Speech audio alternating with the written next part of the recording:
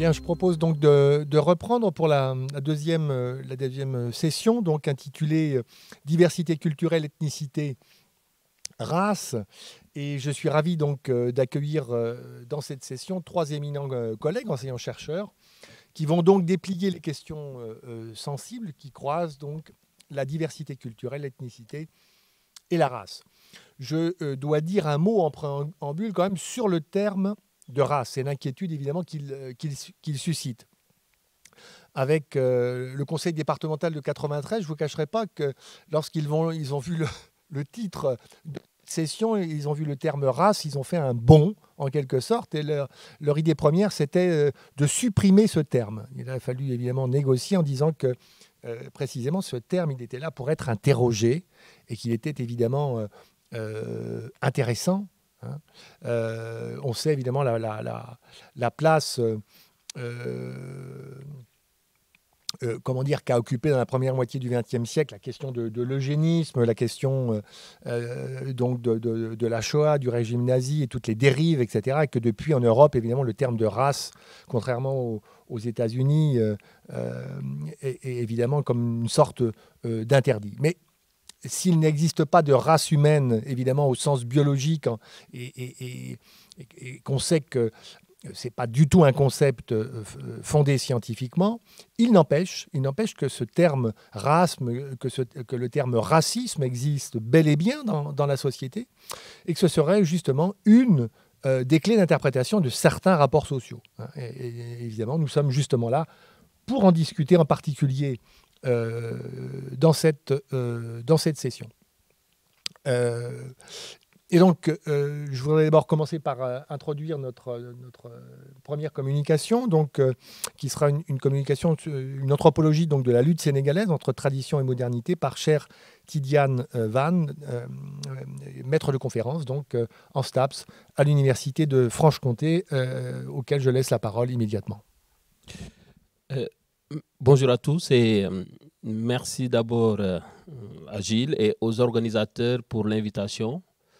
Et puis merci aussi à Gilles d'avoir suggéré ce titre. Voilà.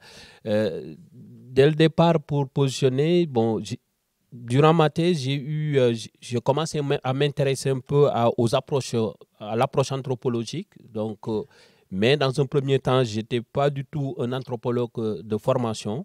Mais au fur et à mesure des problématiques qui se jouent au niveau de la lutte sénégalaise, je m'y suis intéressé. Donc, en guise d'introduction, un contexte d'étude, la lutte sénégalaise, un phénomène socioculturel total. Et c'est quelque chose quand même qui, depuis mon enfance, me questionne. Et durant mon cursus scolaire aussi, en EPS au Sénégal, donc c'est pour ça que je mets un parcours personnel marqué par un entre-deux. Donc déjà, les problématiques du local et du global commençaient à s'exprimer. Pourquoi? Parce que simplement, j'ai fait mon cursus primaire, secondaire et même lycée, et au début de l'université au Sénégal. Et dans les programmations en EPS, il n'y avait pas du tout de lutte sénégalaise.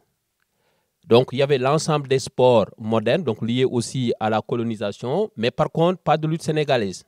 Maintenant, ce qui me questionnait, c'est que quand il y avait des coopérants, parce qu'avant on parlait de coopérants qui venaient, ou bien quand on avait des week-ends culturels où des ministres venaient, ou des hommes politiques, ou des étrangers venaient, immédiatement, nos enseignants nous demandaient de démontrer la lutte sénégalaise. Donc, on se mettait, nous, jeunes étudiants, à pratiquer. Donc, je me questionnais sur ces problématiques, ce qui m'a amené, dans mes études de STAPS, débuter à l'INSEPS, très tôt, à essayer quand même de commencer à faire cette activité-là dans le cadre de nos stages pédagogiques. Et pourtant, ça n'existait pas dans nos contenus de formation à l'INSEP parce que sur le tapis où nous sommes, on faisait effectivement des cours de lutte gréco-romaine, etc., mais pas de lutte sénégalaise. Donc à partir de là, voilà, c'était un engagement pour moi d'en faire, d'où aussi ma thèse plus tard avec Daniel Boutier sur la lutte sénégalaise développement des communs. Et je me réjouis aujourd'hui que dans les contenus à l'INSEP de Dakar, et il y a pas mal de collègues aujourd'hui qui enseignent cette activité-là. Dans ce moment-là aussi, il y a eu des rencontres, notamment avec une collègue de Marseille, Dominique Chevet, donc philosophe de formation également, qui a fait une thèse en anthropobiologie, donc passionné aussi de lutte sénégalaise. Et en 2013, nos routes se sont croisées. Et ce qui nous a permis effectivement de monter un projet Corps en lutte, Et ce projet Corps en lutte vit toujours. Et depuis 2013, on a des financements au Sénégal. Nous sommes accompagnés et on a un ensemble de collègues au niveau, que ce soit au niveau des Pays-Bas, que ce soit au niveau de la France et des chercheurs aussi du Sénégal qui se sont intéressés à cette activité. Et je signale juste avant ma thèse, il y avait peu d'écrits sur la lutte sénégalaise parce que aussi c'est une activité qui était transmise souvent de manière orale, pratique quelque part, et du temps de la colonisation aussi, c'était l'une des premières activités par lesquelles on nous a amené à déprécier, parce que le rôle aussi de la colonisation, c'était de nous amener à déprécier nos pratiques culturelles.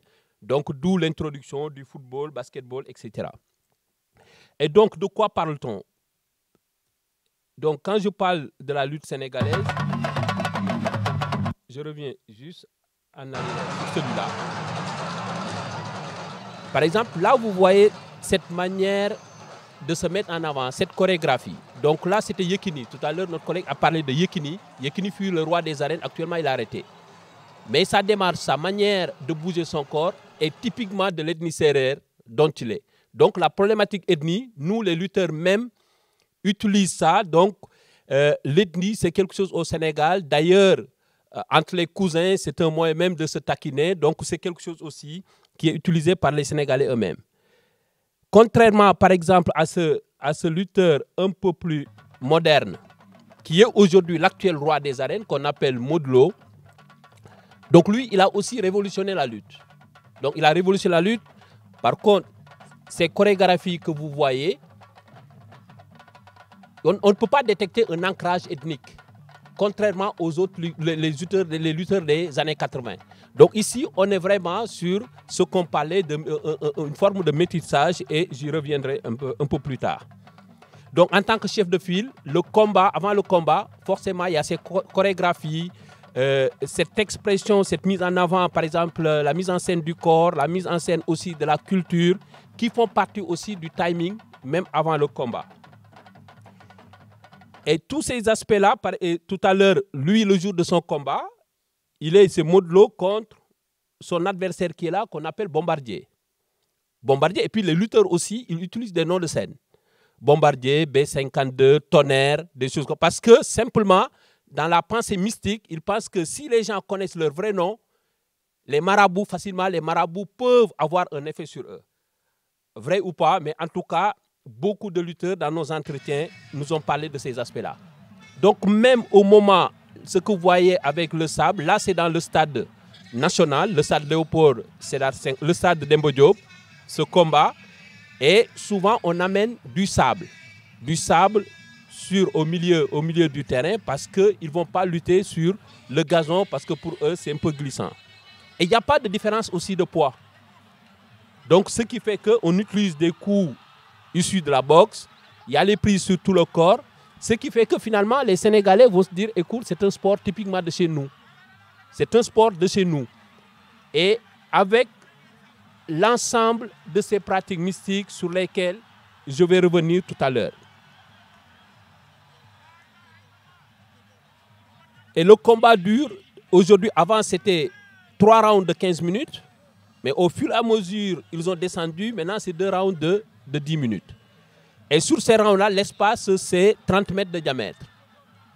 Donc, où on peut utiliser, voilà, des coups de poing, on peut utiliser aussi l'ensemble des techniques de corps issues de la lutte debout. Voilà. Donc, il n'y a pas de lutte au sol.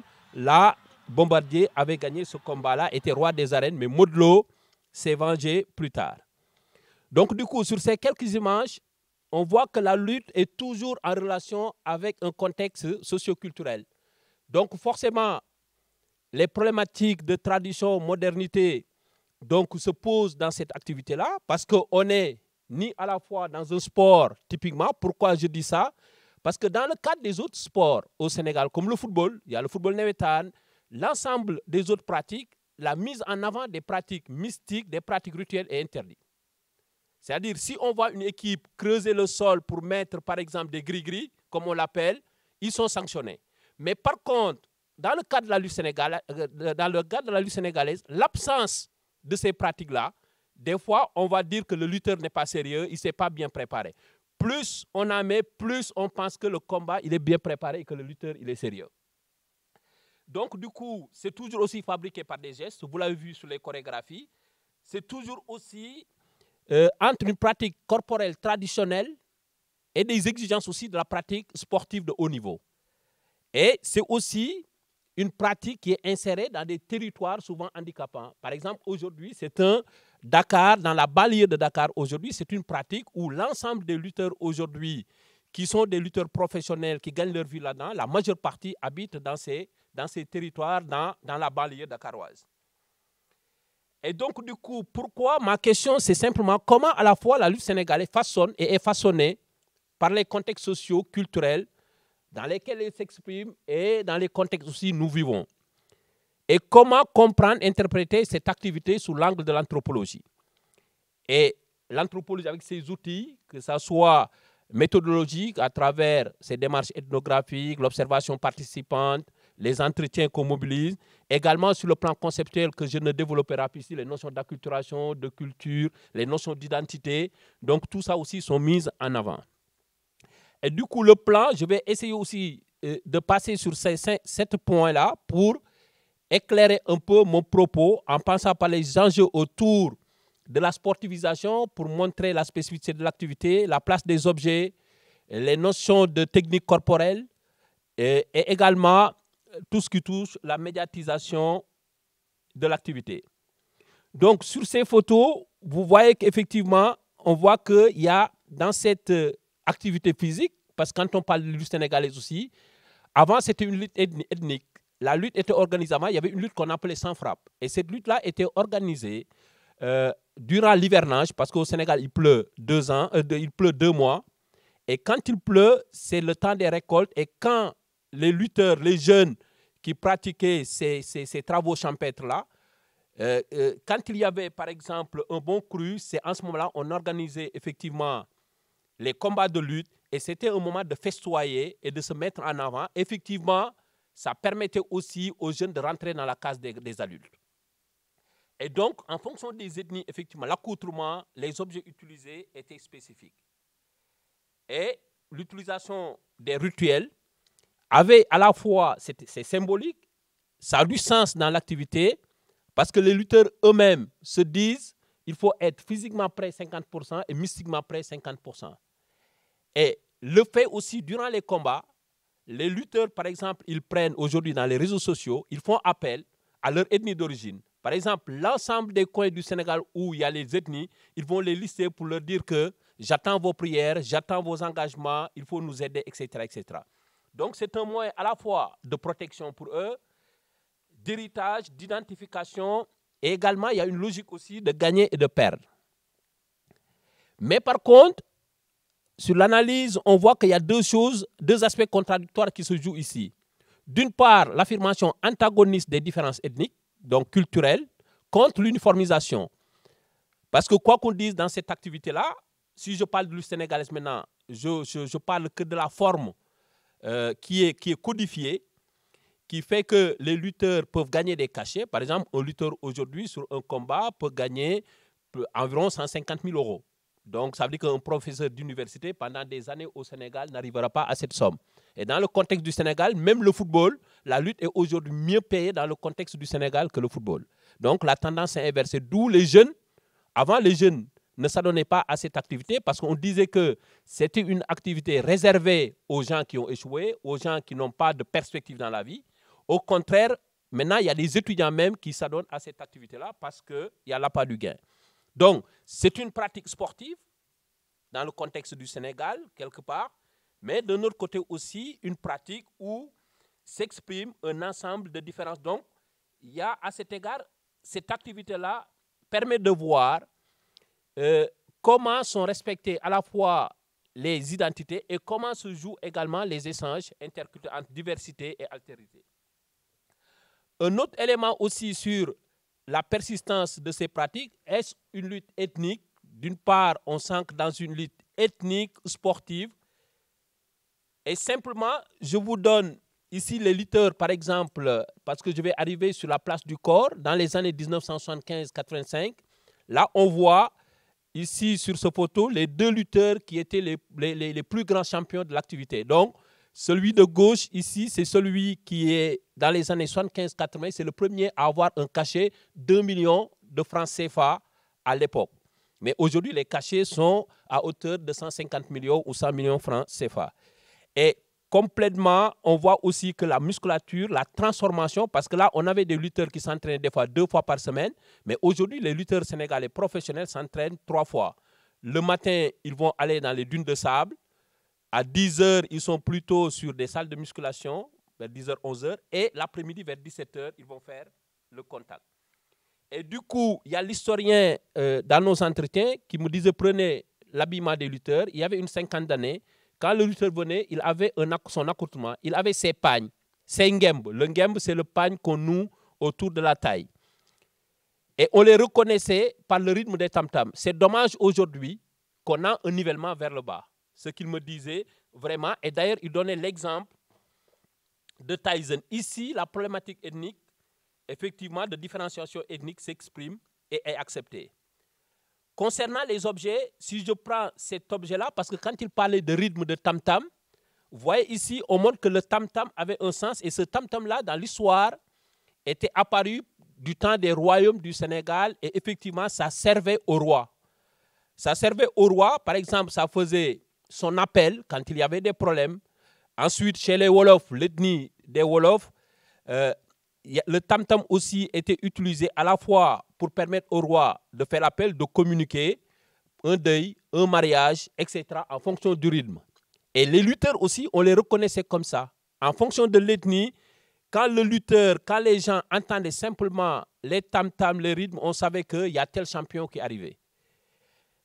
Et on va voir aujourd'hui aussi comment, même à ce niveau-là, aujourd'hui, comment cette dimension chorégraphique et ces rythmes-là ont perdu ou bien ont été réinventés par les lutteurs actuels.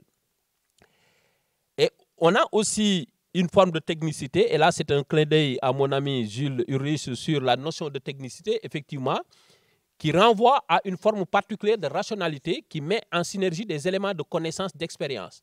Par exemple, dans nos études, on a montré que les techniques utilisées par les lutteurs pour terrasser, par exemple, ici, complètement à gauche, ces techniques-là, en bas, si je prends l'exemple ici, complètement à droite, on est sur des techniques de décalage. Et ces techniques de décalage-là, c'est lié aussi à la manière dont les gens travaillent dans les champs. Ici, on est dans le sud du Sénégal où les gens cultivent, c'est le seul endroit, et un peu vers le nord où il y a la culture du riz.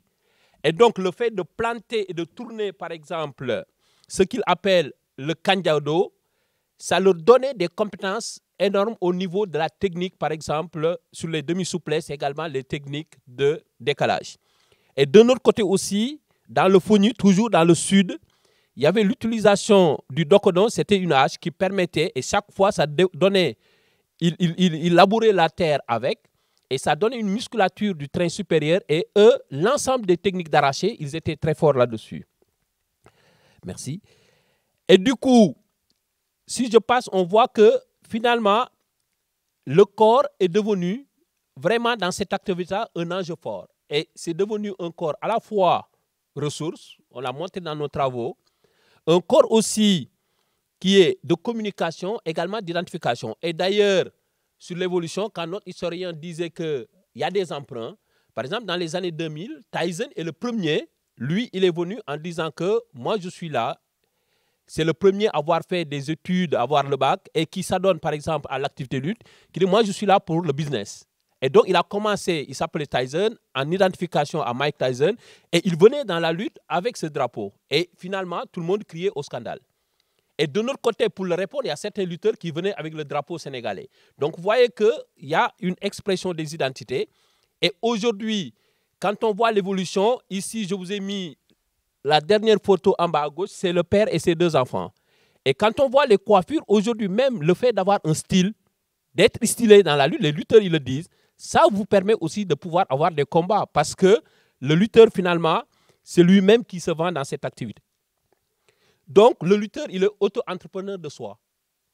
Et c'est là où ça renvoie aux travaux aussi de Foucault sur la notion de culture de soi. Et il y a beaucoup aussi l'organisation des combats, la mise en avant des combats aujourd'hui. C'est le modèle américain comme de la boxe ou le MMA, où on a maintenant dans les télévisions sénégalaises, par exemple, dans la semaine, il y a plus de 7 émissions, il y a presque 7 émissions réservées à la lutte dans les chaînes de télévision. Alors qu'avant, moi, quand j'étais jeune, c'était une seule émission le samedi après-midi à 14 h. Mais aujourd'hui, en prime time, on a des émissions effectivement réservées à l'activité. Et les lutteurs aussi sont mis en avant. Donc, tous ces éléments aussi nous questionnent sur la mise en avant d'une forme de masculinité et le rôle aussi des femmes. Par exemple, ici, je vois que les femmes, des fois aussi, on leur parraine des drapeaux. Parce que les lutteurs aussi, dans les combats, j'organise un combat, mais je cherche des parrains. Et parmi ces parrains-là, des fois, les femmes qui réussissent, qui sont dans la politique, des fois, on fait appel à elles pour certaines manifestations. Donc, la place de la femme aussi se situe entre marginalisation et également noyau central. Noyau central parce que dans les pratiques mystiques, parce que moi j'ai interrogé un lutteur qui me dit, dans tous mes combats, par exemple, sa mère ne bougeait pas de son lit, elle s'asseyait sur un objet parce que mystiquement c'était quelque chose de symbolique et elle devait faire ça. Donc dans la préparation mystique, les femmes jouent un rôle. Et dans les chants aussi, par exemple, il y a un chant qui est entonné par les femmes, souvent dans les combats. Quand les garçons font preuve de paresse durant le combat, ils ne s'engagent pas vraiment. Il y a une chanson qui leur dit, écoutez, vous êtes des hommes, affrontez-vous, parce que si c'était entre deux femmes, c'est déjà fini. Donc pour vous dire que, et souvent ce sont des chants entonnés par des femmes. Et l'ensemble de ces éléments-là aussi montre la spécificité et la particularité de cette activité. Et juste ici, des résultats pour illustrer. Par exemple, avant que ce soit le rapport aux pratiques rituelles, il y a des lutteurs qui nous disent clairement être mystiquement prêt, c'est fait de telle sorte qu'on ne puisse pas t'empêcher. Donc l'analyse anthropologique nous permet aussi de voir les motifs d'agir et pourquoi les lutteurs ont recours. Mais ce qui revient, beaucoup de lutteurs aujourd'hui, surtout les pros, ils viennent s'entraîner à l'INSEP de Paris, aux États-Unis, mais par contre, à quelques jours, quelques semaines du combat, ils viennent au Sénégal pour les pratiques mystiques. Il n'y en a aucun qui prépare son combat en France et jusqu'à la veille ou 2 jours avant, tu viens au Sénégal. 1 mois avant, 2 mois avant, tu rentres parce que ils expriment qu'ils ont besoin de ces pratiques mystiques-là. Et pour conclure, 1 minute, merci. Donc, sur ces entretiens-là pour montrer, pour conclure, je dirais juste, les liens entre tradition et modernité s'expriment dans la mise en jeu du corps, dans diverses formes, les rituels de spectacularisation, mise en scène des techniques corporelles des bacs, les défis, les danses, les communions, qui s'inscrivent aussi dans des logiques de sportivisation, donc entraînement, médiatisation, utilisation des réseaux sociaux, dans des logiques d'identification de territoire, parce qu'aujourd'hui, comme on utilisait la marséennité, là aussi, il y a ce qu'on appelle la piquinité. Maintenant, il y a les localités qui s'expriment même dans la lutte. Et Pikine, c'est un quartier de la banlieue. Mais aujourd'hui, il y a des gens de Pikine qui se disent, entre Pikinois, on ne va pas s'affronter. Par contre, on va affronter les autres quartiers. Et dernier point, voilà, je m'arrête là en disant simplement que la pratique, la lutte, c'est un objet bon à penser pour les anthropologues, mais également pour l'ensemble des disciplines. Et s'intéresser à la lutte, c'est souvent aussi s'intéresser aux expériences de vie quotidiennes des Sénégalais. Parce que même des fois à l'école, lors des examens, il y a des gamins qui vont aller voir les marabouts, qui vont dire des choses sur le stylo, et le stylo, tu ne l'ouvres pas jusqu'au jour de l'examen. Donc, ça fait partie aussi des pratiques, par exemple, qui se font dans le contexte du Sénégal. Et les lutteurs semblent aussi être assujettis à des modalités ou à des formes de pratiques que je dirais pas du tout globalisées, mais en tout cas, il y a des emprunts, il y a des réinventions, et dans lesquelles se jouent les échelles, par exemple, du global et du local. Et d'ailleurs, beaucoup de lutteurs, que ce soit Tyson, Modlo, qui s'entraînent en Europe, ont aujourd'hui effectivement révolutionné et fait évoluer cette pratique-là. Voilà, je m'arrête là. Je suis désolé, j'ai été rapide. Voilà. Alors, je propose donc comme pour tous les intervenants, de prendre simplement des questions très courtes de compréhension, puisque l'idée, c'est de garder la discussion un peu pour la fin, hein, si vous voulez bien, et donc de se caler sur à peu près 20 minutes, hein, grosso modo, d'exposé, pour avoir un petit peu de temps de discussion à la fin. Donc, est-ce qu'il y a une question de compréhension que quelqu'un souhaite poser? Si ce n'est pas le cas, visiblement ce n'est pas le cas, alors je propose donc de continuer, de donner la parole tout de suite à Dominique Conant, professeur en sciences politiques donc à Paris-Nanterre, pour une intervention intitulée « Golfe, legs colonial et sociabilité élitaire au Kenya ». Merci beaucoup. Je ne sais pas si vous m'entendez. Si le micro fonctionne. Merci beaucoup à Gilles Ravenot pour cette invitation ainsi qu'aux organisateurs. Donc je vais vous présenter donc le fruit d'un travail de recherche au long cours sur le Kenya qui va donner lieu à la publication d'un livre, je l'espère cette année, autour du golfe, du legs colonial et de la sociabilité des élites au Kenya. Le cœur de ce travail, c'est d'interroger les conditions de transmission du legs colonial au Kenya, c'est-à-dire de l'héritage notamment institutionnel du colonialisme, en partant d'un point de départ au fond assez trivial, c'est que dans le Kenya contemporain, on a à peu près une quarantaine de clubs de golf, dont 9 rien qu'à Nairobi, la capitale. Et il se trouve que, comme d'ailleurs dans beaucoup de pays du Commonwealth ou dans beaucoup de pays du monde anglophone, ces clubs sont très fréquentés par l'élite africaine kenyane. Au moment où j'ai fait ma recherche, les 2/3 du gouvernement kényan jouaient au golf, par exemple, la très grande majorité des dirigeants d'entreprises également. En somme, une partie significative des classes dirigeantes kenyanes, du monde politique et économique, si tant est que cette distinction fasse sens au Kenya, était membre d'un club de golf. Bon. Et donc la question qui se pose à partir de ce constat, c'est qu'est-ce qui fait qu'une institution qui est héritée du colonialisme britannique, qui était une institution, on va y revenir, qui était raciste, hein, qui était réservée aux Blancs sous la période coloniale britannique, a été appropriée par des classes dirigeantes africaines noires. C'est là qu'on retrouve justement le thème central de la race qui anime cette table ronde. Bon. Et ce n'est pas du tout une appropriation qui va de soi, parce qu'il y a des pays d'Afrique, par exemple, où les clubs ont disparu. Par exemple, au Tanzanie, dans la Tanzanie indépendante, dans la Tanzanie de Julius Nyerere, on se débarrasse des clubs de golf, par exemple. Et dans d'autres pays, comme au Kenya, un pays voisin, donc, les clubs vont être appropriés par les élites africaines. D'où une question, pourquoi? Quelles sont les conditions de transmission de ce legs colonial? Donc il s'agit par conséquent d'interroger. Alors pour le comprendre, il faut déjà revenir sur ce qu'est le club britannique dans le Kenya colonial, et notamment parce que cette institution, au fond, elle est assez différente au Kenya et plus généralement dans l'Empire de ce qu'elle est en Grande-Bretagne et en Angleterre à la même époque, au début du XXe siècle. Donc. Alors certes, le club, c'est comme partout, en Grande-Bretagne comme ailleurs dans l'Empire, une institution qui coopte ses membres avec un processus d'élection. On devient membre d'un club parce qu'on est choisi par les autres, on est proposé, secondé par des membres et puis on est ensuite élu par un comité, ce qui garantit normalement une certaine homogénéité sociale. Évidemment, le club dispose de locaux également. On a des locaux plus ou moins élaborés. On a probablement en tête les clubs des États-Unis ou de Londres, qui sont en général assez sophistiqués. Et donc là aussi, au Kenya, comme ailleurs dans l'Empire, les clubs ont des locaux qui sont plus ou moins élaborés. Alors ça commence évidemment au début de la période coloniale par des cabanes de tôle. Et puis au fur et à mesure des décennies, ces locaux deviennent élaborés, parfois assez beaux, assez sophistiqués. Bon. Mais contrairement en Grande-Bretagne, les clubs sont aussi des clubs coloniaux et ils ont une différence, c'est que dans leur constitution, dans leurs règles, ils sont explicitement racistes.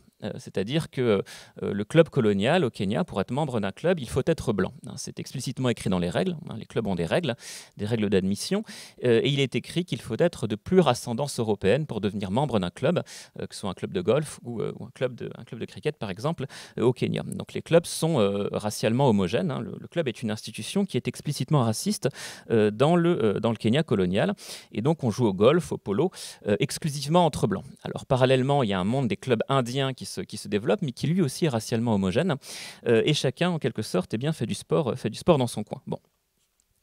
Ce qui est intéressant ici, quand on s'intéresse au club colonial, c'est que ce n'est pas seulement une institution de loisirs.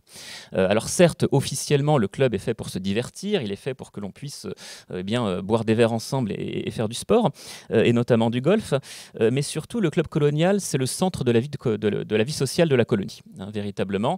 Dans le Kenya colonial, à la fois, c'est un lieu de loisirs, mais c'est aussi le club, l'endroit où se réunissent les associations de planteurs, les associations de fermiers. C'est aussi, au tout début de la période coloniale, l'endroit où on tient les messes le dimanche. On a des clubs de golf avant qu'on ait des églises dans le Kenya colonial, et donc on a un prêtre qui se balade avec un autel portatif et qui va organiser la messe de dimanche dans la salle de bar. Ce sont aussi des lieux où on tient les procès. Les magistrats sont itinérants aussi dans le Kenya colonial, et on tient des procès dans les clubs. Et puis quand on a des visites de parlementaires, des visites de gouverneurs, ils passent également par les clubs. Autrement dit, le club colonial dans le Kenya colonial, le club blanc, c'est le centre de la vie sociale des Blancs, et c'est en quelque sorte aussi une institution qui est quasiment imbriquée dans l'État, puisqu'un certain nombre des fonctions essentielles de l'État passent en vérité par les clubs. Bon. Et donc, c'est pour ça que les clubs vont avoir un rôle d'intégration de la société blanche, de structuration de la société blanche dans la colonie, mais aussi d'intégration de leurs différences. Parce que la société blanche dans le Kenya colonial, elle n'est pas homogène. Hein. Comme toute société coloniale, elle a des différences de classe. Alors certes, la société blanche du Kenya britannique, c'est une société qui a une réputation d'être aristocratique, qui a une forte sélection sociale de ses colons. Hein. Donc il y a plus d'élèves de public school, d'anciens d'Oxford et de Cambridge au Kenya que dans n'importe quelle autre colonie de l'Empire. Mais c'est quand même une société stratifiée, ne serait-ce que parce que le monde des public schools est lui aussi stratifié, et l'aristocratie britannique et les classes supérieures britanniques sont particulièrement sensibles à ces différences. Bon. Et puis c'est aussi une société qui, comme partout ailleurs, a des femmes. Et ce qui va se produire dans les clubs du Kenya colonial, comme ces institutions sont le centre de la vie sociale de la colonie, les clubs vont intégrer les femmes. Ce qui n'est pas du tout le cas, par exemple, en Grande-Bretagne ou même aux États-Unis, où les clubs sont évidemment homosociaux, hein, c'est-à-dire qu'ils n'accueillent en Grande-Bretagne que les hommes. Dans le Kenya colonial, les clubs vont se féminiser. Il y a autant de membres, hommes que de femmes, à partir des années 20, notamment. Autrement dit, très tôt, dans le développement de la colonie, les clubs kenyans vont avoir un rôle d'intégration des différences de la société coloniale. Et contrairement à la Grande-Bretagne et aux États-Unis, où ce sont des institutions très homogènes socialement, où chacun se ressemble, où on est entre soi, eh bien, on est entre gens assez différents dans les clubs du Kenya colonial. Et donc, par conséquent, ces différences vont se manifester au sein du monde des clubs. Elles vont se manifester de plusieurs manières. Déjà par la multiplication des institutions, c'est-à-dire que partout où les Blancs sont suffisamment nombreux, ils vont créer plusieurs clubs pour marquer ces différences, des clubs qui sont hiérarchisés, qui vont avoir une identité souvent assez forte. Mais dans la plupart des localités de fermiers, de planteurs du Kenya, ces clubs vont donner lieu à une expression des différences à l'intérieur même de l'institution. D'où une architecture très particulière de ce club colonial, qui est une architecture de l'évitement très souvent. Dans la plupart des salles, on a deux manières d'entrer et de sortir, ce qui permet de s'éviter de manière décente. On a une multiplicité de bars, par exemple, ce qui permet de fréquenter le club sans forcément fréquenter les autres membres du club. On a également aussi, par exemple, des escaliers qui permettent aux femmes d'éviter les lieux où les hommes parlent de manière un peu scabreuse. Par exemple, le bar des hommes. Il y a des bars réservés aux hommes dans les clubs du Kenya colonial. Bref, il y a toute une architecture de la différence sociale qui se donne à voir et qui ne serait pas forcément le cas dans les clubs britanniques, par exemple. Bref, c'est une institution singulière, le club colonial. Et cette institution, donc, elle va se transmettre par-delà la colonisation, par-delà l'indépendance. Le Kenya obtient son indépendance en 1963 et les clubs vont survivre à cette indépendance, à cette africanisation des classes dirigeantes qui va se déployer sur plusieurs décennies. Donc à cet égard, la décolonisation au Kenya, comme d'ailleurs dans beaucoup d'autres colonies, ce n'est pas vraiment une rupture. Il y a en vérité des grandes continuités du point de vue des institutions. Alors certes, on change le personnel politique, mais en vérité, l'économie politique de l'État change assez peu. Le Kenya demeure assez largement une économie de plantation, dominée par des fermiers, par la culture notamment du thé, du café, entre autres, avec une petite industrie. Et l'africanisation de ce monde et de cette économie politique va prendre plusieurs décennies, à peu près 30 ans. C'est-à-dire que jusque dans les années 80, les grands postes de direction dans l'industrie, dans les plantations, sont encore tenus par des Blancs. Le personnel politique, certes, est africain, noir, mais pour le reste, tout ce qui relève de l'économie politique, des professions libérales également, du monde des avocats, des architectes, des banquiers, est un monde qui demeure encore assez largement blanc. Bon. Et dans ce contexte, d'africanisation lente de l'économie, de l'administration, de la haute fonction publique également, les clubs vont s'africaniser au même rythme par un processus de cooptation. C'est-à-dire que les avocats blancs, par exemple, vont coopter leurs juniors africains dans les clubs, idem des banquiers, idem dans la haute fonction publique. Bon. Et donc on va avoir un phénomène ainsi d'africanisation relativement lente qui va se jouer dans les clubs. Il se trouve que ce phénomène d'africanisation, il ne va pas être linéaire. Il y a quelque chose d'assez remarquable, d'ailleurs, quand on regarde bien l'histoire de cette africanisation des clubs de golf, c'est que c'est quelque chose en fait, qui est important pour les Africains parce que la deuxième circulaire que prend le ministre de l'Intérieur, Odinga Oginga, en 1963, après justement la prise de pouvoir des Africains sur le pays, est une circulaire qui demande l'africanisation des clubs. C'est-à-dire que la deuxième mesure que prend le ministère de l'Intérieur au Kenya en 1963, c'est l'africanisation des clubs. Ce qui est assez curieux par l'urgence qu'elle semble représenter. Et pour autant, ça ne se traduit pas forcément, comme je vous le disais, par une africanisation immédiate. Il y a des clubs qui veulent faire rentrer des Africains, les Africains ne viennent pas, par exemple. Ça ne les intéresse pas immédiatement de rentrer dans des clubs, par exemple. Donc on a vraiment un phénomène qui est ni linéaire, ni spontané d'africanisation de ces clubs. Et puis ce qu'il faut comprendre aussi, c'est que dans le Kenya indépendant, sur les 3 décennies qui suivent l'indépendance, des années 60 à la fin des années 80, les clubs sont attaqués. Les clubs, ils ont des ennemis, ils donnent le lieu à des débats parlementaires. Au Parlement kényan, on attaque parfois les clubs. On estime par exemple qu'ils sont des institutions effectivement racistes, que même s'il y a quelques membres africains, ce sont des compradors, des agents de l'étranger qui complotent contre l'État. Donc les clubs sont attaqués au Parlement. Il y a des députés qui demandent leur interdiction par exemple. Bref, ils font l'objet de controverses et de débats qui sont assez vifs. D'autres députés africains, kenyans, attaquent les clubs sous le registre du tribalisme, là aussi dans un moment où la vie politique elle est structurée là aussi en ethnies qui sont en compétition pour l'accès à l'État. Et on accuse les clubs là aussi d'être des lieux qui sont des lieux tribalistes et qui mineraient l'unité nationale. Donc les clubs ont des adversaires qui sont puissants, mais ils ont aussi des défenseurs qui vont finir par l'emporter, des défenseurs qui défendent une méritocratie des clubs, qui défendent également que le golf, le style de vie des clubs, le smoking, le cigare et la cravate après 18 heures, ça fait partie de l'universalisme des élites, et qu'en vérité, la respectabilité noire passe par l'accession à ces institutions et à la reconnaissance donc, des Africains dans ces institutions. Il y a un certain nombre d'exemples assez connus, par exemple Josia Mwangi Kariuki, par exemple, qui donne une interview au Grand Quotidien kényan et qui dit qu'il est le premier Africain à posséder des chevaux et qu'il est très fier, bien qu'ayant été détenu sous la période coloniale pour son opposition au colonialisme, dans le cadre de la guerre des Mao Mao, il est très fier désormais de faire de l'équitation avec Charles Markham et Lord de la Mer et d'être le premier Africain à jouer au golf et à posséder des chevaux. Donc on a en fait un phénomène justement d'appropriation par toute une classe dirigeante d'Africains de ces signes de respectabilité que sont l'appartenance à un club et les sports qui sont associés. On a aussi toute une génération d'Africains qui vont, notamment ceux qui accèdent assez rapidement à des fonctions de direction dans la banque, mais également au cœur de l'État, qui vont financer, qui vont payer justement l'équipement, les campagnes, les entraînements des caddies pour que ceux-ci battent les Européens sur les clubs de golf. Donc on va avoir le golf qui va devenir aussi un des théâtres de la revanche postcoloniale des Africains, où ils vont gagner leur dignité en battant sur des terrains qui étaient ceux autrefois de la domination blanche, les golfeurs blancs. Bon.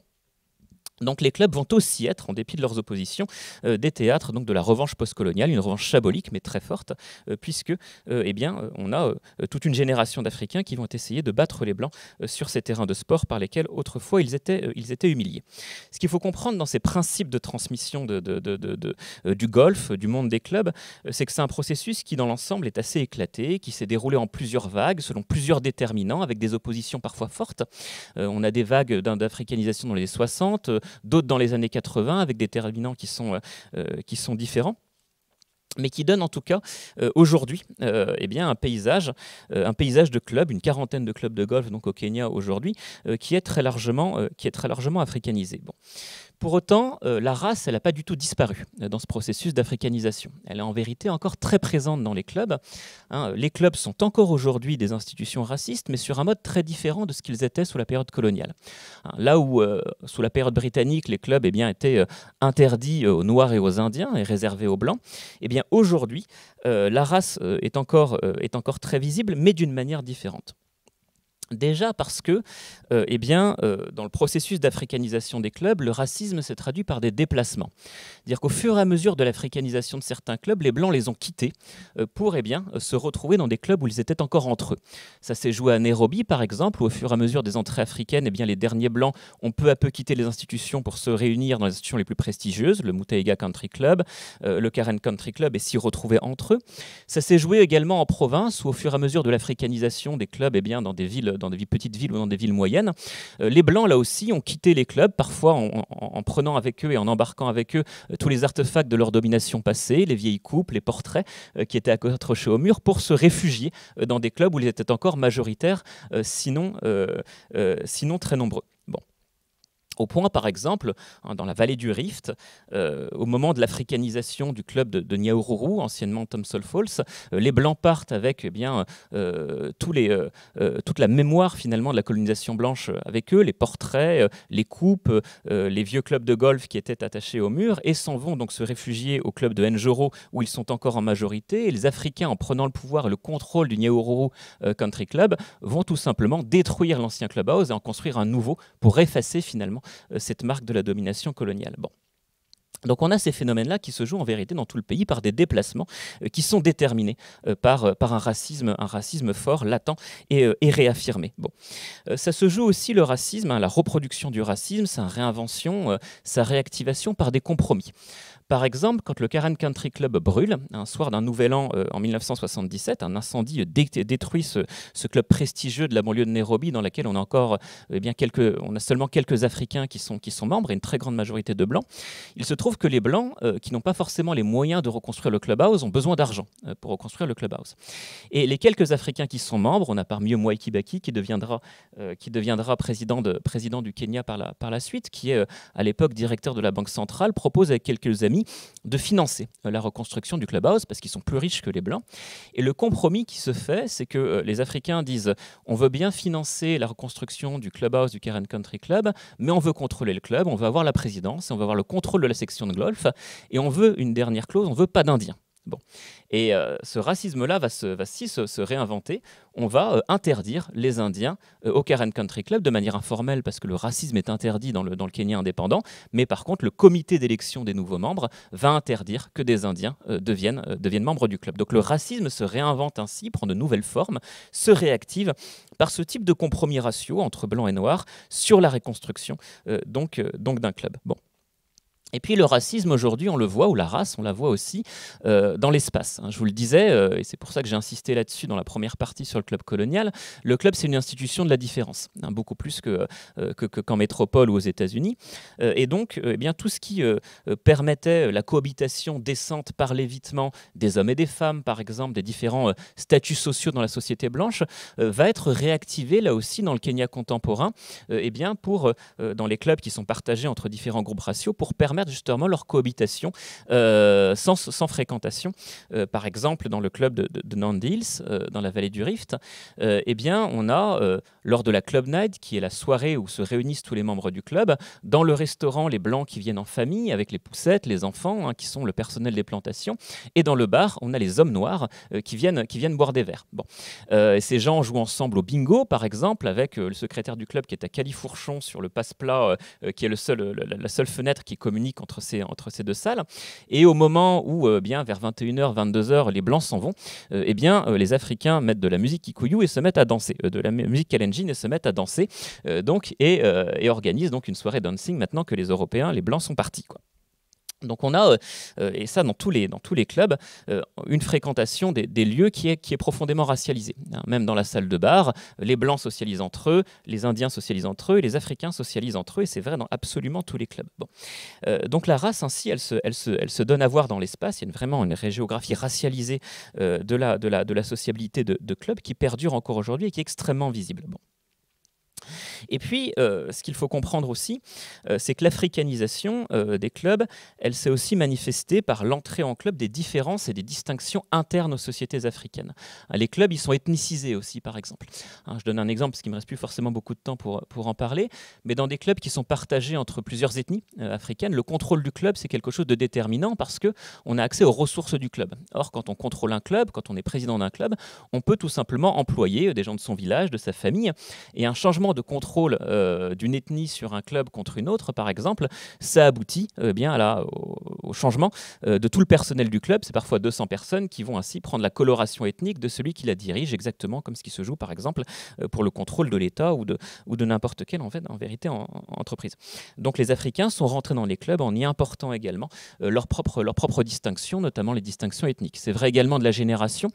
Toute la géographie de l'évitement que j'ai esquissée en parlant du club colonial, elle se manifeste également par un évitement des générations. Dans des sociétés qui sont anciennement des sociétés à classe d'âge, et c'est toujours assez présent aujourd'hui dans le Kenya contemporain, ce qui permettait autrefois l'évitement des hommes et des femmes par l'institution de men's bar, d'escaliers de contournement de certains espaces, aujourd'hui permet tout simplement la cohabitation intergénérationnelle d'un lieu entre des générations qui ne se fréquentent pas, qui s'évitent en vérité, selon les termes donc, de classe d'âge propres aux sociétés africaines. Bon. Donc ce qu'il faut comprendre ainsi, c'est que l'africanisation des clubs, elle s'est faite là aussi par la réinvention de la différence et la réactivation de différences tant internes aux sociétés africaines que par la réinvention également du racisme.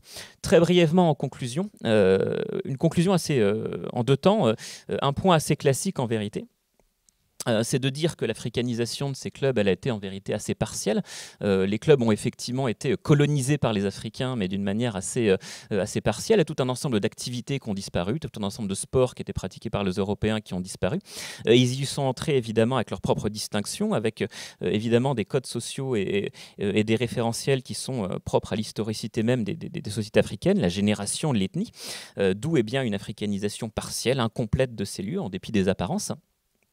Et peut-être aussi, un deuxième temps de cette conclusion, c'est de dire, qui est peut-être un petit peu moins classique, un petit peu moins évident, c'est aussi que ce que montrent les clubs dans le Kenya contemporain, c'est la grande fragmentation des élites. Quand on parle de ces lieux, quand on parle des clubs de golf, quand on parle des clubs plus généralement, même des Rotary ou en France du siècle par exemple, on a l'impression que les clubs sont les lieux d'une homogénéité élitaire, voire d'une collusion de ces élites, entre un groupe social qui apparaît a priori homogène. Et en vérité, ce que montrent les clubs de golf au Kenya, ou quand on en fait justement une anthropologie historique, c'est bien la division des élites. C'est bien effectivement que ces élites sont fragmentées et que leur domination n'a absolument rien d'évident. Et ce que ça permet d'interroger, c'est précisément les ressorts de l'hégémonie élitaire, justement, dans un pays, notamment au Kenya, mais je pense que c'est vrai ailleurs, où les élites sont en vérité beaucoup moins homogènes, beaucoup moins unies que ce qu'elles donnent à voir extérieurement. Merci beaucoup. Là aussi, est-ce qu'il y a une question de compréhension? Si ce n'est pas le cas, alors on passe à la dernière intervention. On va faire un échange. Donc, dans ce cas, j'appelle donc Nicolas Bancel, qui est professeur d'histoire à l'Université de Lausanne, pour une communication. Donc, c'est là. Intitulé De la théorie à la pratique, les sciences raciales à l'épreuve des journées anthropologiques, à propos des Jeux Olympiques de Saint-Louis en 1904. Voilà. Alors, je ne sais pas si vous m'entendez, oui. Bon, formidable. Voilà, et donc je vais faire une communication sur les Jeux anthropologiques de 1904. Alors, j'avoue que je suis bien embêté parce que j'avais posé une hypothèse de départ au début de ma recherche sur cette communication pour ce colloque, et puis mon hypothèse ne marche pas très bien, donc la communication va être un peu brouillonne et heurtée, j'espère que vous m'en excuserez par avance, mais en fait c'est un peu un work in progress du coup, parce que j'ai dû aller sur une autre piste à laquelle je ne m'attendais pas, et bon, je suis bien d'avoir fini. Alors, je vais d'abord poser un petit peu le contexte. Alors, je pense qu'on peut... Tac, voilà. Qu'est-ce que c'est que la Louisiana Purchase Exhibition? Donc c'est une exposition universelle, en fait, c'est l'exposition de 1904. Je vous ai mis ici un plan, c'est dans la tradition des grandes exhibitions universelles, des grandes expositions universelles depuis la deuxième partie du 19e siècle.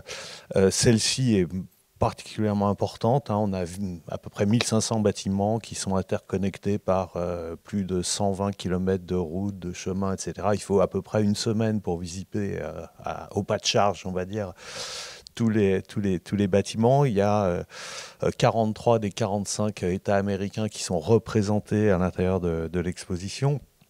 Et puis, vous avez des bâtiments absolument gigantesques. On pense par exemple au pavillon de l'industrie ou le palais de l'agriculture. Le palais de l'agriculture occupe par exemple la surface absolument extraordinaire de 81 000 mètres carrés. Pour vous donner un peu une idée de ce gigantisme délirant de ces expositions, qui sont en plus, comme vous le savez sans doute, mais qui sont presque tous des bâtiments provisoires, c'est-à-dire qui sont détruits en fait à la fin de ces expositions universelles, pour la plupart, pas tous, mais pour la plupart. Alors c'est une exposition qui va accueillir aussi 62 pays étrangers, et elle reçoit à peu près 20 millions de visiteurs pendant les 7 mois de l'exposition. C'est donc une exposition américaine rentable. Alors c'est un temple. Qu'est-ce que c'est qu'une exposition universelle au début du XXe siècle? C'est comme à la fin du XIXe siècle. C'est d'abord un temple de la modernité, en fait, de la modernité technologique en particulier. Donc pour aller vite dans cette exposition universelle, on peut découvrir le téléphone, par exemple, qui est inventé par Graham Bell. La première voiture électrique, on en parle beaucoup, mais enfin en 1904, ça existe déjà. Donc le défi technologique actuel paraît, disons, limité. Le premier appareil médical utilisant les rayons X ou un incubateur destiné aux nouveau-nés, etc., etc. Et puis, d'autre part, on a d'autres bâtiments qui sont consacrés aux arts, aux sciences, à la connaissance universelle, dans une vision un peu encyclopédique et panoramique, surplombante des connaissances humaines, avec, par exemple, je vous ai mis une petite photo ici, je vous ai mis la photo donc, du pavillon de paléontologie. Le pavillon de paléontologie, d'ailleurs, est assez proche du pavillon anthropologique qui va nous intéresser particulièrement, puisque moi, ce qui m'a intéressé dans cette exposition universelle, ce sont les jeux anthropologiques. Mais les jeux anthropologiques, pour être tout à fait honnête, j'ai déjà travaillé dessus. J'ai un article qui va paraître dans les annales Histoire, Économie, Société avec Fabrice Delsailly, qui est le premier spécialiste en fait de ces jeux anthropologiques avec qui j'ai travaillé cet article. Et donc, je comptais m'intéresser à une thématique que nous n'avons pas vraiment creusée et qui me semblait être dans mes cordes en quelque sorte, c'est-à-dire travailler en fait justement sur on va dire les liens de la création de ce pavillon d'anthropologie avec l'anthropologie raciale américaine. Alors, il faut que je rentre un petit peu dans les détails parce que sinon, ça va être, on va s'y perdre. De quoi s'agit-il? Donc, d'un côté, vous avez ces immenses bâtiments, cette démonstration de la modernité, des arts, des sciences, la paléontologie, etc. Et puis, de l'autre, vous avez des exhibitions, qui sont des exhibitions ethniques. J'ai beaucoup travaillé là-dessus. C'est ce qu'on appelait au XIXe siècle des exhibitions anthropozoologiques, donc ce qu'on appelait des zoos humains, où on exhibait depuis la deuxième partie du XIXe siècle, je n'ai pas le temps de développer évidemment, mais dans des conditions, on va dire, de présentation animalière, dans des zoos, mais aussi dans des foires, dans des expositions coloniales, etc. Eh bien, des populations qui paraissaient alors exotiques. Et on ne déroge pas à la règle dans cette grande exposition universelle, comme dans toutes les précédentes d'ailleurs, sauf qu'il y a une ambition très grande de McGee. Alors, qui est McGee? William McGee, c'est le président de la jeune association anthropologique américaine, qui est née en 1903, donc on est en 1904, c'est juste un an après. C'est une sommité dans son domaine. Je ne vais pas rentrer trop dans les détails de sa biographie, parce qu'il a un parcours très compliqué. Il démarre par la géologie, ensuite il va travailler sur les fossiles, et les fossiles l'amènent progressivement aux questions en fait, qui sont des questions, on va dire, entre guillemets, raciales. Et Et il fait partie en fait de toute une école d'anthropologie américaine que je connaissais mal, qui est en émergence en fait. On parle plutôt d'ethnographie à ce moment-là. En fait, si vous voulez, pour aller très vite, à la fin du 19e siècle, on a deux grands groupes d'anthropologues ou d'ethnographes. Les choses sont un peu mélangées à l'époque. Vous avez d'un côté les héritiers d'une tradition qui est la tradition racialo-anthropométrique, celle qui travaille sur la craniométrie, l'anthropologie biologique, les différenciations somatiques, etc., qui sont les héritiers en fait, eh bien, de Samuel Morton par exemple, ou de Giddon et Nott, qui ont croisé eugénisme et racialisme. Et eux, je dirais que c'est le racisme biologique. Et moi, je m'attendais en fait un peu à trouver ça dans l'anthropologie, dans le pavillon anthropologique et dans les démonstrations qui vont être celles donc des jeux anthropologiques. Et puis d'un autre côté, vous avez une école anthropologique, donc ethno-anthropologique, qui va vraiment s'affirmer comme anthropologique vraiment à la fin du 19e siècle, où on retrouve donc McGee et puis tout un ensemble d'autres anthropologues qui, eux, sont dans une espèce de... où il est difficile de les définir. En fait, on ne peut pas les définir comme des anthropologues raciaux parce qu'ils travaillent d'abord, peut-être surtout, sur l'ethnographie. Bon, je me suis...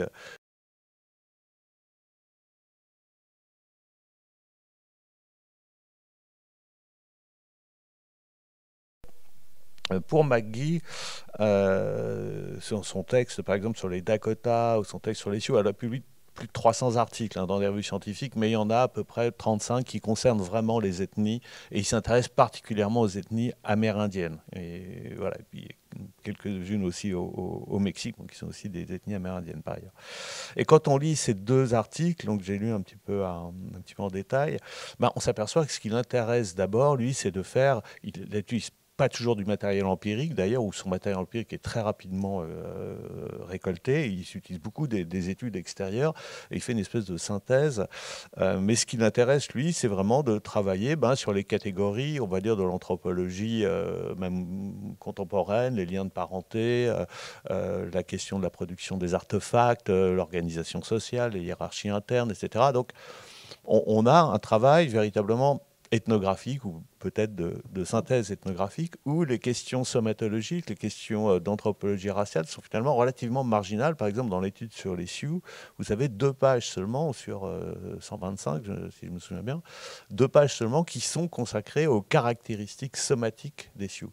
Et en fait, ce que j'ai compris en travaillant sur le sujet McGee, c'est que McGee n'est pas un anthropologue racial où on peut l'entendre au sens européen, celui de Broca et de ses successeurs, de l'école d'anthropologie de Paris par exemple, ou de l'école d'anthropologie de Tokyo à partir de 1871. Lui, il est dans une perspective évolutionniste. Ou évolutionnaire, comme disent les Américains à l'époque. Et la perspective évolutionniste, donc, elle n'est pas fixiste du point de vue racial, c'est pas un polygéniste, contrairement à ce que je croyais en me lançant dans cette recherche. C'est pas un polygéniste, il n'est pas fixiste, et pour lui, en fait, il y a une forme d'évolution des cultures dont témoignent, en fait, les avancées technologiques et puis la production, donc, des artefacts. Et lui, il va alors avoir une espèce de typologie un petit peu compliquée pour classer les sociétés. Alors, il y a plusieurs catégories, mais la catégorie principale, c'est celle des artefacts. Et en gros, pour vous résumer, parce que il y a 12 catégories de sociétés dans cette catégorisation des artefacts, et plus les artefacts sont, on va dire, complexes, témoignent d'une civilisation avancée, et plus, donc, on est à un stade d'évolution sur l'échelle de l'évolution avancée qui se rapproche, en fait, du stade ultime, qui est, je vous le donne en 1000, je pense que vous avez deviné, le stade ultime, c'est la classe moyenne américaine blanche, où là, vraiment, on est dans l'excellence absolue. Donc, il y a quand même un caractère racial, mais il n'est pas de nature, il est incidemment de nature biologique. Il est d'abord de nature culturelle, environnementale, contextuelle, et donc et évolutionnaire, pour reprendre le terme américain. Donc, à partir de ces données, j'ai corrigé un petit peu la perception que j'avais eue des jeux anthropologiques, parce que qu'est-ce que c'est que ces jeux anthropologiques? Maintenant, évidemment, j'ai 2 ordinateurs, c'est trop compliqué pour moi. Qu'est-ce que c'est que ces jeux anthropologiques? Donc, dans le pavillon, enfin, dans les zoos humains, pardon, vous avez donc des groupes ethniques que, significativement d'ailleurs, McGee appelle des groupes culturels, il n'emploie pas le terme ethnie, et qui vont participer à ce qu'on pourrait appeler des espèces d'olympiades sauvages. Alors c'est quoi l'idée, si vous voulez? Alors c'est pas une idée qui vient seulement de McGee, c'est une espèce d'articulation entre une idée qui vient aussi de Sullivan. Donc John Sullivan, c'est le président de l'association des athlétiques américaines. Et Sullivan, son idée, elle est parfaitement claire, hein, c'est de dire, voilà, on nous rabat les oreilles, les anthropologues, les ethnographes nous disent qu'il y a des athlètes naturels parce qu'ils sont confrontés à des conditions de vie difficiles. Ce que dit par exemple McGee à propos des Indiens, à propos des Sioux. Il fait dans la description justement des capacités athlétiques, hein, le fait que les Sioux sont capables de marcher ou de courir même plusieurs dizaines de kilomètres, qui sont des pisteurs hors pair, qui développent des capacités athlétiques avec la chasse, etc. Bon. Et donc se pose la question à cette période quand même tout à fait capitale, on va dire, je veux dire une période pivot pour les Américains qui sont sur le sur le champ de leur destinée, le trajet de leur destinée manifeste, avec la conquête des Philippines, la possibilité d'extension à l'extérieur, etc., dont témoigne d'ailleurs cette exposition universelle, se pose la question, la supériorité cognitive et culturelle des Blancs, ça ne fait pas de doute, en quelque sorte, pour quelqu'un comme Sullivan. Par contre, la supériorité physique, elle peut être remise en cause avec ces ethnographes qui nous racontent donc ces fadaises sur les capacités naturelles donc des sauvages. Et donc, l'idée de Sullivan et de McGee, pour des raisons différentes, c'est de faire se confronter ces différentes ethnies, les différents groupes culturels, si vous voulez, dans un certain nombre de disciplines qui sont à la fois des disciplines athlétiques. On va retrouver par exemple des courses de sprint, on va retrouver des lancers de poids, on va retrouver des choses comme ça. Et puis dans des activités qui, dans l'imaginaire, on va dire ethnographique américain, sont des activités de sauvage. Quoi. Donc grimper le plus vite possible à un mât qui simulerait le grimper à un arbre, faire du tir à l'arc avec des arcs traditionnels, de la lutte, etc. Et et puis c'est pour Sullivan, l'idée on les fait se rencontrer, et puis on va comparer au final les performances de ces sauvages entre guillemets avec les performances des athlètes américains. Bon, évidemment, quand vous mettez des Zoulous ou des Pygmées qui arrivent d'Afrique sur des activités athlétiques qu'ils n'ont jamais pratiquées, par exemple, il y a quelque chose assez incroyable, c'est qu'on a beaucoup de mal à faire comprendre à ces différents groupes. Donc il y a des Zoulous, des Pygmées, des Moros, des Négritos, des Igoros, des originaires des Philippines, des Amérindiens, donc ils sont fortement représentés. Il y a des Crows, des Sioux, des Panouis, des Navajos, et puis d'autres ethnies américaines. Évidemment, quand vous proposez des activités athlétiques pour lesquelles il n'y a eu aucun entraînement, aucune habituation, c'est extrêmement difficile d'être performant. Et d'ailleurs, sur les courses de sprint, on a toutes les peines du monde à faire comprendre aux participants qu'il faut qu'ils partent au coup de pistolet, parce qu'ils ne le savent pas, ils n'ont jamais pratiqué. Donc, les performances globales vont confirmer en gros les croyances de Sullivan, puisque ces performances athlétiques vont être bien en deçà de celles des athlètes semi-professionnels américains dans les disciplines concernées, ce qui, avec le recul, ne nous surprend pas en quelque sorte. Et ceux d'ailleurs qui s'en tirent le mieux dans ces activités athlétiques, ce sont les Sioux, les Pawnees, ce sont les différentes ethnies amérindiennes. Pourquoi ? Tout simplement parce que, non pas parce que ce sont des athlètes naturels, mais parce que la plupart en fait des représentants de ces différentes tribus, elles proviennent non pas du Grand Ouest américain, mais des écoles amérindiennes américaines pour les Amérindiens qui ont commencé à se développer dans le dernier tiers du 19e siècle, et d'où sont extraits en fait ces représentants qui sont un petit peu habillés pour l'occasion de ces différentes ethnies. Or, dans les écoles amérindiennes américaines, qu'est-ce qu'on fait ? Ce sont des écoles d'acculturation. Leur visée, c'est de séparer. On a vu la même chose au Canada, dans toute l'Amérique du Nord, c'est de séparer les enfants de leurs parents, d'en faire devenir de bons Américains. Donc, on leur fait un programme qui ne les amène en général pas à l'université, mais où ils apprennent des choses techniques, et puis surtout à oublier leur culture, et on leur fait faire du sport. Donc leurs préférences sont toutes... Ah ouais, d'accord. Bon, j'en ai encore pour 50 minutes, donc ça devrait rentrer, je pense. Voilà. Donc, au final, donc, voilà, la perspective qui est développée par Sullivan, elle va être confirmée en quelque sorte par ces fameux jeux anthropologiques. Pour McGee, c'est plus compliqué parce que McGee, il avait l'idée de justement de ce fond de croyance que au moins les ethnies qu'il avait étudiées, ces ethnies amérindiennes, avaient des capacités physiques sinon supérieures, mais peut-être équivalentes quand même à celles des athlètes américains. Et donc il est évidemment déçu par les résultats. Mais et peut-être pour conclure, puisque j'ai plus assez de temps. Donc là où j'en suis en fait dans ma recherche, j'avais plein de belles photos à vous montrer, mais en 5 minutes c'est plus possible. J'avais pas mis le pavillon américain. Non, c'est pas grave. Bon, là vous avez quelques activités qui ont été prises en photo. Oui, pour conclure, en fait, la perspective que j'aimerais mettre en place par rapport à cet exemple des jeux anthropologiques, c'est la position en fait assez particulière de l'anthropologie américaine. Encore une fois, mon hypothèse est déjouée, donc je suis un peu dans l'embarras. C'est pas de l'anthropologie raciale comme je pouvais l'entendre.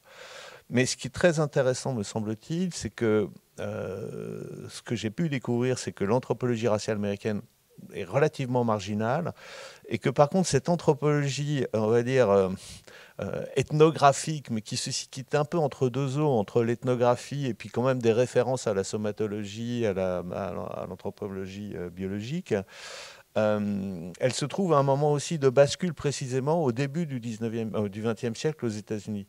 Et c'est tout à fait frappant de voir, par exemple, que McGee est ami avec Franz Boas. Alors, il n'est pas sur les mêmes positions. Franz Boas va vraiment créer la rupture, on va dire, épistémologique dans l'anthropologie culturelle. Mais enfin, ils sont amis, ils échangent des lettres, ils ont des correspondances intéressantes, il y a des critiques croisées de leurs articles. Et donc, il se passe quelque chose, en fait, dans l'anthropologie américaine à ce moment-là, qui, à mon avis, était peut-être dans les bouquins que j'ai lus sur McGee, dans le fameux bouquin de Suzanne Browell sur les jeux de 1904. Il y a le bouquin de Nancy Parezzo également sur le même thème. Et les bouquins que j'ai lus sur l'histoire de l'anthropologie américaine ne montrent pas, c'est peut-être une intuition fausse, mais ne montrent pas, à mon avis, suffisamment en tout cas, ce moment important de concrétisation d'une rupture épistémologique qui est plus complexe qu'on ne pouvait la penser au départ, entre, comme ce qui s'est passé par exemple en Europe, où là c'est quand même beaucoup plus clair, entre l'anthropologie biologique qui est dominante, ce qui n'est pas le cas aux États-Unis, et puis l'apparition d'une anthropologie culturelle qui va faire rupture au début du XXe siècle. Voilà, donc j'en suis là, et donc c'est loin d'être fini.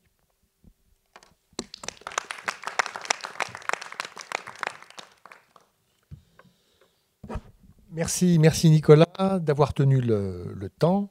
Eh bien, je propose maintenant donc un temps de discussion sur ces trois présentations. Voilà.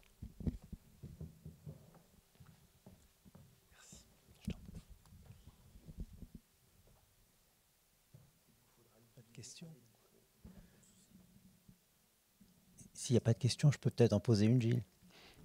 C'est une question que j'adresse à Dominique Conant. Ça concerne les différenciations subtiles que Dominique met en évidence sur ces clubs de golf au Kenya. Est-ce que dans ce qu'il a pu observer, est-ce qu'il y a également, je dirais, une forme encore plus insidieuse de différenciation, hiérarchisation, qui repose sur la mise en évidence, l'invention de styles de jeu ? Un peu comme ça a été étudié dans le cas du tennis, pour différencier les clubs de tennis entre eux. Est-ce qu'il y a des choses semblables qui s'observent dans ces clubs de golf au Kenya ? Je réponds tout de suite ou on prend... oui, en fait, ce qui se... Je sais pas si... Oui, ce qui se passe, c'est que on s'aperçoit très empiriquement que le niveau moyen des handicaps des joueurs de golf est meilleur dans les clubs les plus prestigieux. Et c'est dû effectivement à une politique assez volontariste de recrutement des meilleurs joueurs par les clubs les plus prestigieux, et notamment pour jouer dans leurs équipes contre lesquelles, en fait, dans les tournois interclubs, ils s'affrontent. Mais après, sur les questions de style, de manière plus subtile, c'est pas vraiment ça qu'on voit. Il n'y a pas de commentaires sur le style vraiment sportif des joueurs. Il y a effectivement des différences de handicap qu'on peut constater. Le style se voit davantage dans les tournois interclubs sur ce qui se passe après et autour. Toute la sociabilité autour des tournois, où chaque club, par exemple, occupe une table. Et là, on va avoir des styles, ce que j'appelle des styles de masculinité dans le livre notamment, parce que c'est surtout de ça qu'il s'agit, qui sont très différents d'un club à l'autre, notamment dans le rapport à l'alcool, dans le rapport aussi aux blagues, à l'humour, très cru, qui porte énormément justement sur les interdits sexuels, etc. On va avoir effectivement des styles d'expression, des manières de parler, des manières de boire, de se divertir, qui vont être différents et qui vont être très marqués d'une table à l'autre. Mais ça ne se manifeste pas véritablement dans le style de jeu. Ça peut se manifester aussi par les tenues vestimentaires qui vont un petit peu varier, par exemple, parce qu'il y a une tenue officielle effectivement du club, et quand on a des tournois interclubs ou des joueurs qui jouent effectivement les uns contre les autres, des équipes qui jouent les unes contre les autres, bon, effectivement, on a un style de tenue qui est très normé, mais on va avoir, par exemple, sur des pendentifs plus ou moins voyants dans des clubs plus populaires ou plus indiens, ou la casquette retournée, etc., des choses comme ça qui vont marquer effectivement des différences stylistiques entre les clubs, et qui font l'objet là aussi de commentaires sur leur hiérarchisation ou de luttes symboliques quant à leur hiérarchisation respective.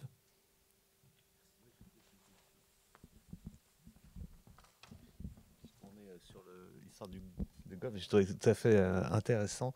J'ai juste une question que je me suis posée, parce qu'à partir des années 50, il y a une africanisation des cadres qui est décidée dans les politiques, on va dire, d'associations coloniales, qui résulte justement d'abord d'une politique globale coloniale britannique, hein, qui s'engage même avant dans d'autres colonies britanniques. Mais donc cette africanisation des cadres qui concerne l'administration, elle est décalée par rapport au golf, puisqu'il y a toujours cette interdiction. Et moi, c'est ce que j'avais vu un petit peu pour l'Afrique de l'Ouest. Donc il y a vraiment une différenciation à faire, je pense aussi, entre ce qui ressort en fait de la haute administration coloniale, qui, elle, est sur l'idée qu'il va falloir quand même partager le pouvoir à un moment ou à un autre, et puis les résistances très puissantes et très pied à pied du colonat. Et puis la deuxième chose, quand vous parlez de revanche postcoloniale sur les victoires, c'est une revanche ambiguë à mon avis, parce que c'est une revanche aussi qui signe la victoire d'une pratique culturelle et d'un ethos, d'habitus qui n'appartiennent pas en fait aux Africains. Mais bon, voilà, c'est... Effectivement, si je peux réagir. Oui, effectivement, là-dessus, il y a évidemment quelque chose de très classique au Kenya, d'une opposition entre l'administration qui est plutôt libérale, quoique, et effectivement une société coloniale, blanche, de planteurs, de fermiers, qui est l'une des plus réactionnaires, sinon la plus réactionnaire de l'Empire, qui est explicitement raciste. D'ailleurs, en fait, c'est aussi pour ça que les clubs sont aussi racistes, c'est qu'en vérité, l'État ne pose pas, l'État colonial kenyan ne pose pas de discrimination raciale. On ne sait d'ailleurs pas, en fait, à Londres, que faire de la colonie kenyane. À l'origine, c'est même une colonie de peuplement indien. On hésite beaucoup. Et donc, par conséquent, ce sont ces migrants blancs, ces aristocrates, ces officiers qui arrivent au Kenya et qui passent par toutes les institutions informelles de la société pour justement mettre en place une couleur barre et une discrimination raciale. D'où justement des hôtels, des bars, des clubs qui sont explicitement interdits aux Noirs, alors que d'autres espaces plus officiels ne le sont pas forcément. Bon, et ça, c'est une spécificité kenyane. Sur la revanche postcoloniale, en fait, effectivement, elle est controversée. Tout le monde n'a pas la même interprétation des clubs, mais pour les Africains qui jouent, pour justement les Mwai Kibaki, la génération qui est passée par Oxford, par la LSI dans les années 50, qui prend les rênes du pays à l'indépendance, le golf est un moyen d'expression d'un nationalisme africain mimétique, si je puis dire. Ils veulent en quelque sorte déposséder les Britanniques de leur propre culture en faisant du golf un sport africain. Et la présidence de Mwai Kibaki, beaucoup plus tardivement au début des années 2000, a été une présidence qui s'est beaucoup exprimée par le golf comme étant un moyen d'exprimer la dignité du Kenya parmi d'autres nations. Et puis vraiment d'ailleurs par rapport à l'Empire britannique, mais par rapport à Dubaï, à la Malaisie, à Singapour, le golf est devenu vraiment le sport d'une respectabilité bourgeoise auquel le Kenya, pays de classe mondiale, entre guillemets, pays de classe moyenne, revendique d'appartenir.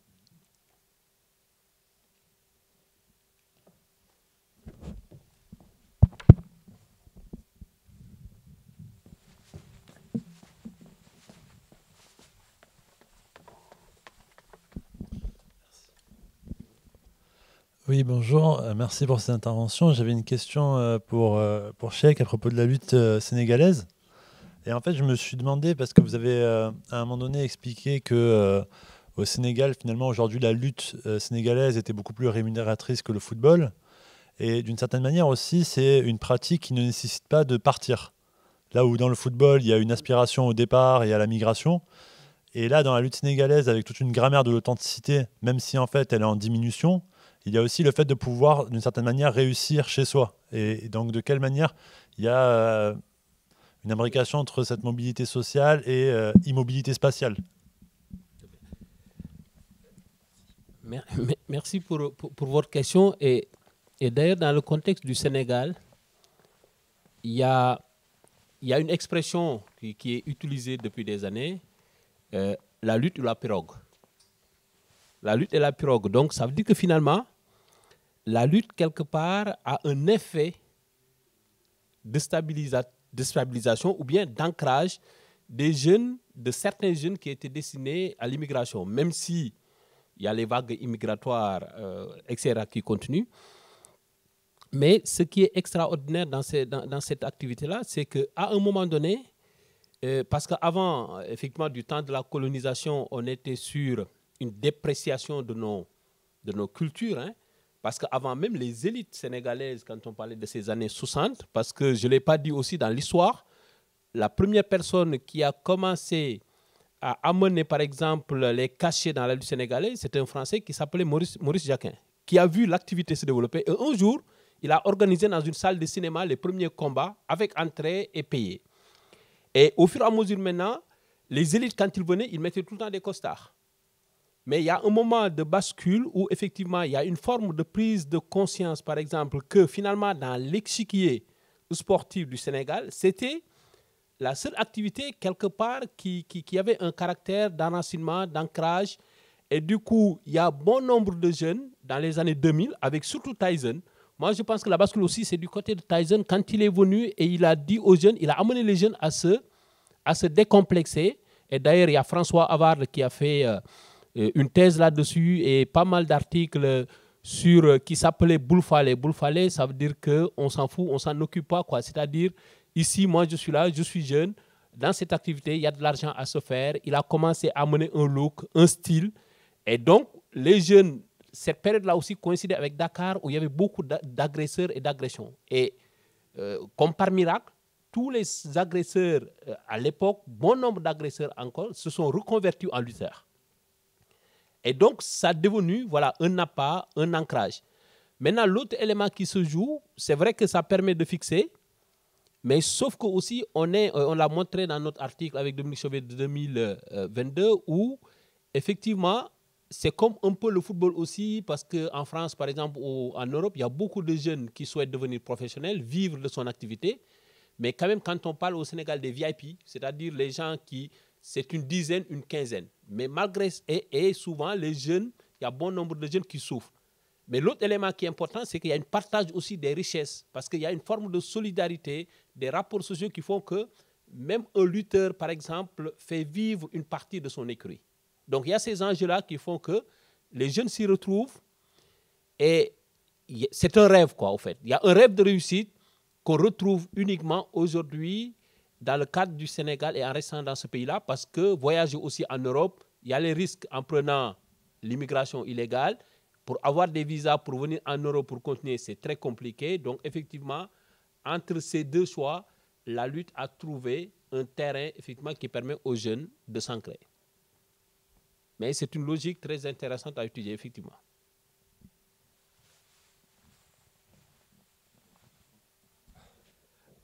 Moi, j'avais une question pour Nicolas. Parce que finalement, quand vous parlez des années 20, effectivement, aux États-Unis, il y a la race, les problématiques de race, etc. sont très présentes. Et vous dites que votre hypothèse ne s'est pas avérée, bon, pas certifiée, etc. Mais moi, je me pose la question, mais du pourquoi? Comment se fait-il que dans ces jeux anthropologiques-là, les problématiques de race n'étaient pas présentes? Alors si, elles sont très présentes, en fait, les problématiques de race dans les jeux anthropologiques. mais elles ne sont pas présentes du point de vue auquel moi je m'attendais à les voir présentes. C'est-à-dire du point de vue, si tu veux, de l'anthropologie, comme j'ai dit, de l'anthropologie biologique. Là, voilà. Mais la question de la race, elle est même chez Maggie, elle est extrêmement importante. Et ce que j'ai pas dit parce que j'ai pas le temps, mais on a aussi travaillé avec Fabrice sur la réception des jeux anthropologiques par la presse, notamment locale et nationale. C'est hyper intéressant parce que là, on voit que justement les thématiques raciales, bon, elles n'ont pas besoin de justification scientifique en fait. Hein. Elles sont totalement intégrées et déballées sans aucune retenue. Donc c'est un bon analyseur aussi de l'état de la société, de l'état de la question raciale dans la société américaine, on va dire courante, au-delà de ce à quoi je me suis intéressé moi, c'est-à-dire le domaine de la raciologie scientifique.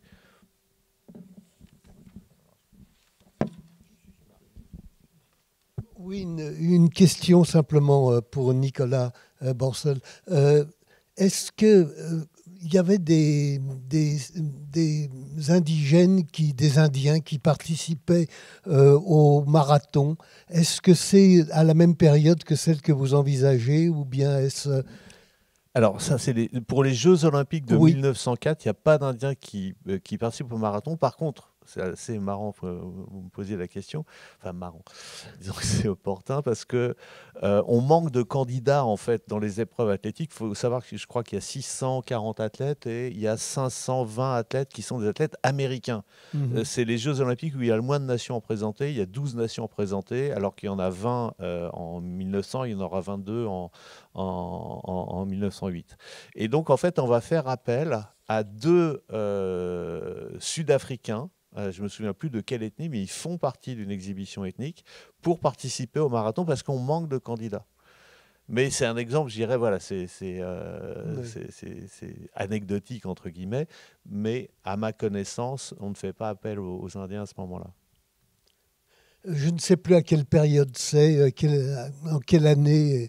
Après, il y a des champions indiens qui vont apparaître, bien sûr. Oui. Il y a Jim Thorpe. Oui, c'est ça. C'est celui auquel vous pensez. Voilà. C'est un petit peu plus tard, effectivement, Jim Thorpe va devenir l'un des plus grands sportifs olympiens de la première partie du XXe siècle.